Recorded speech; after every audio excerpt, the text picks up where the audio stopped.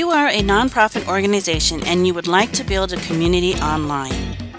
A quote from Aristotle is, "Man is by nature a social animal." Social media, why is it there? To be social. Here are 3 tips to remember when online. Establish a social connection. Talk about what the community wants to talk about. Ask yourself, why are they there? Spreadability.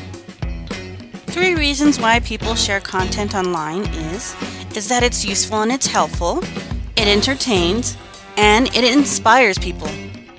Community. The reason why people are there is because they hold the same likeness, and that likeness is cats.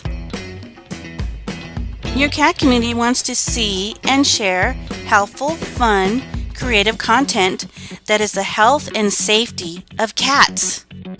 Why is this important to your social media community? Because building communities bring people together. People want to be involved and have say, especially in the social media platforms. They can express themselves and provide collaboration for your community.